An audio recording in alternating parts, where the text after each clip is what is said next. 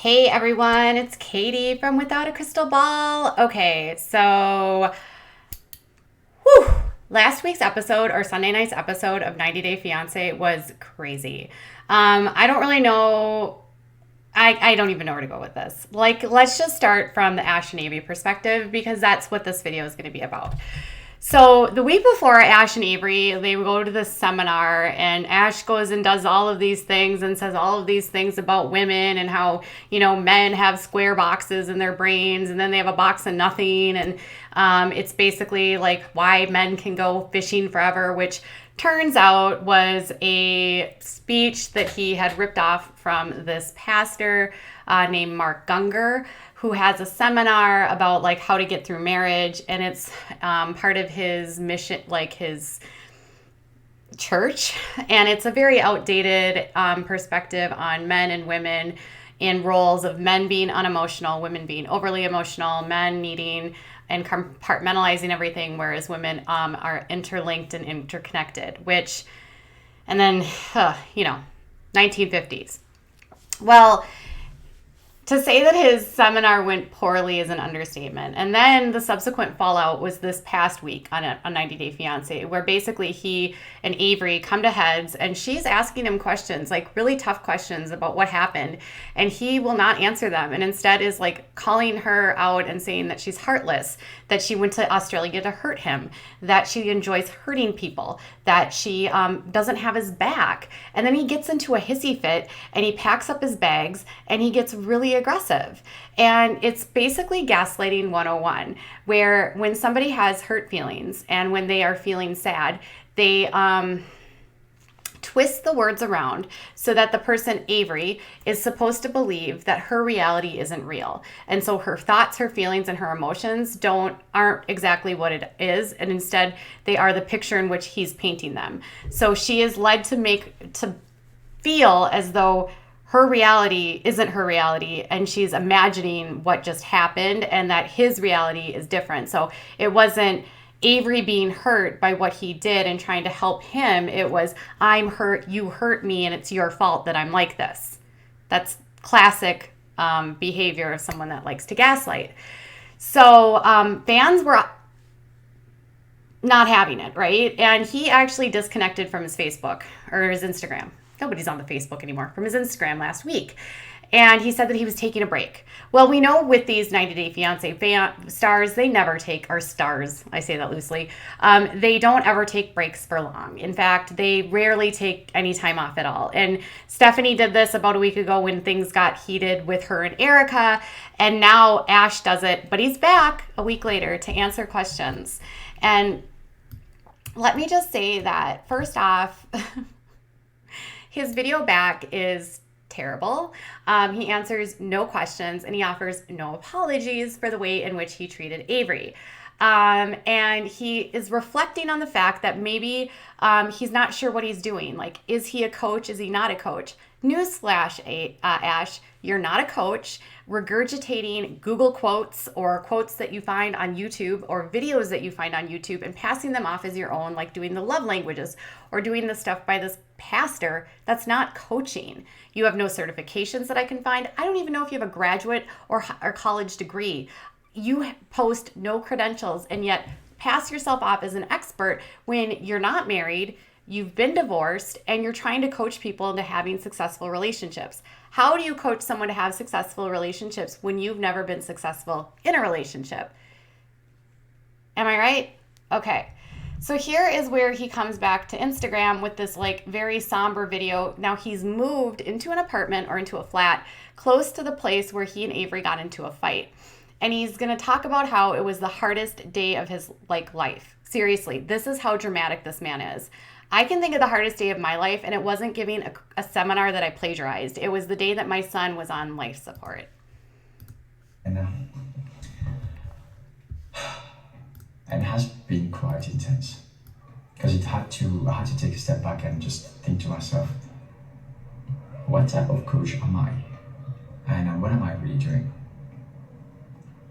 It's actually a question that actually I started asking myself because that day at the seminar was the worst day of my life. Was among the worst day. Actually, it was among the worst day, but you know, when you talk about survival mode, that day I felt what it meant to be in survival mode, because I was trying to survive due to the fact that my ego was hit so much that I would have done anything to be able to actually get out of that situation. And forget about the amount of stress, forget about how I felt. I will not use any of those excuses. But you are using those excuses. More mindful of being able to actually manage that situation, which I fucked up completely. Mildly. That's putting it mildly. That were not aligned with myself at all. I was trying to explain gender roles when it's such a political debate. I should not have gone into that.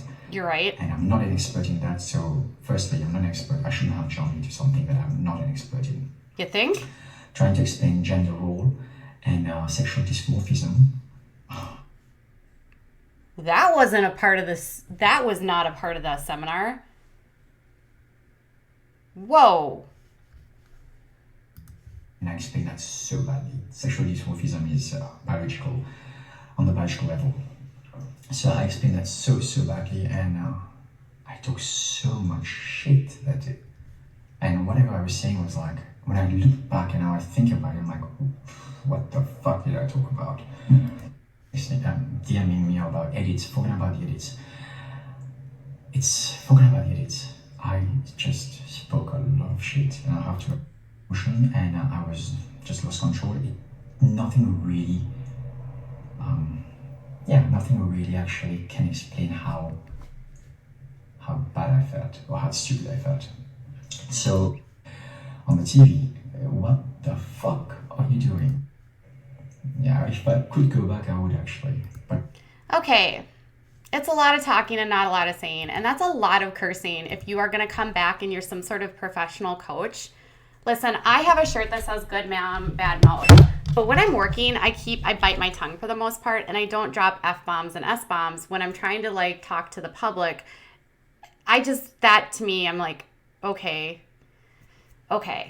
whatever. You want to be real, you want to be authentic, whatever. That's a lot of cursing in my mind for a professional coach. And so he goes on to say, like, he's not, trying to talk about, he shouldn't have gone there with the gender roles, and he's not a sexist, and, that's not how he feels, and, he really values the matriarch. First off, women being equal does not equate to us having a matriarch. It simply means that we want to have the same place. We want to have an equal place. We want a place at the table. We don't have to be in control, and hell, we just want to share that space. So it doesn't have to be a patriarch or a matriarch. It doesn't have to be either. It could be we're equal. That's all we want.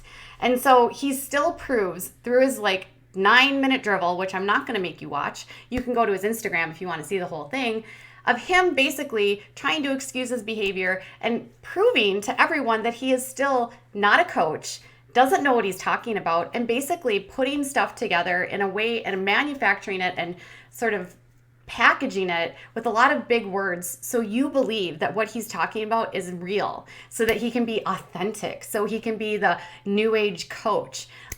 You're not a coach. You don't have credentials. Show me your credentials, which, by the way, people have been asking for on Instagram, and he is not answering these questions, can't say where his credentials are, and people are dragging him. And they're saying, so that seminar got pretty weird, huh? I totally vomited a lot with that. But then this is where it gets interesting. This person says, are you still with Avery? Ash doesn't respond to anything else, but he says, no. So he and Avery have broken up. It's pretty straightforward. Are you still with Avery? No. So much for NDAs, Ash. So much for NDAs. And then this person. So you never asked my question, where did you get certified as a life coach? Or do you just try to memorize memes or what you see on Facebook, or try to copy the real life coaches have said? And they said, this person laughed and they said, apologize for what exactly. Why are people making a big deal over how he thinks? Other people said, solid way to deflect valid criticism on your behavior, a quote out of context. So he did a quote from I think Teddy Roosevelt. All these women supporting a sexist should be ashamed of themselves. Okay, so you apologize to women out there for the show you made, but what about the horrific way that you attempted to gaslight Avery? Thank you. Exactly. I don't care what you think about me. I don't care. Your seminar makes no difference in my life, Ash. Your thought process about women, and P.S., I don't believe that that's not what you don't believe. Because if you didn't believe that, you wouldn't teach that. And if you didn't believe that, your entire Instagram wouldn't be filled up with these simplistic ideas of men are this way, women are this way, and women are always in an inferior position, unable to manage life by themselves. Can we talk about the one thing that he said on the pier that made my skin crawl? Do I make you feel like a woman? Excuse me? If a man ever said that to me, I would vomit. I don't need a man to make me feel like a woman. My DNA, my structure, my life makes me feel like a woman. What I need a man to make me feel is loved, cared for. That's it, right? Confident, secure, like that he believes in me. I don't need a man to make me feel like a woman. Do I make you feel safe? I didn't know it was a man's responsibility to make a woman feel safe. So a woman isn't capable of making herself feel safe or secure? Wow, isn't that a sexist connotation? Again, so I don't buy that he doesn't buy into the structure. In fact, all of his teachings on his Instagram page prove that he is exactly who he was on that video, on the seminar, and you can't blame it on I had the worst day of my life, which, by the way, so sitting in front of a group of women giving a seminar where you get schooled and have women pushing back on you constitutes the worst day of your life, and then you lashing out and acting out is because your ego was broken? Your ego. That proves right there that this is not about teaching, but this is about ego. This is about narcissism. In my opinion, you're acting like a narcissist. Narcissists love to gaslight and make it about, I'm the victim. I'm the one that was like, not, oh, you guys, I'm the one it was me. Oh, nothing ever, If you really feel bad, take ownership, admit you effed up, and really just like say, I'm out of my league. I never should have been on this show pretending to be a coach. I'm not a coach. I'm not an expert. I don't have any background in psychology. I have no business telling women how to date. I can't even be successful in my own relationships. And if the way that he handled things with Avery is an indication of how he deals with conflict, he has no business telling women how to manage conflict in a relationship or how to be in a relationship, because he had a bruised ego and that's how he responded. A bruised ego caused him to gaslight, deflect, and storm off and treat Avery like that. When Avery had valid concerns because she said, I haven't seen red flags. Yes, girl, you did see red flags. And you should have called him out for that. And the fact that he couldn't handle it means that he's a tool bag. He's a douche canoe. He's not even the tool bag. He's the tool kit. He's the tool bench.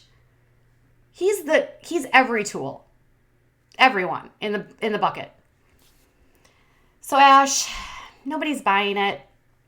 If you were really, really, really truthful, you would admit that what you're doing is nothing more than fostering a way to elevate yourself, to make you feel better as a man, and to use your platform as a coach to get into the pants of single women, to help them learn how to be with a man by using your tools in your pockets to make them feel like a woman. Am I right or am I wrong? Some people on Instagram do say that he might be a gigolo or might be an escort. I have no idea. But I will say, if you wanted dating advice from anyone at all, don't consult Ash.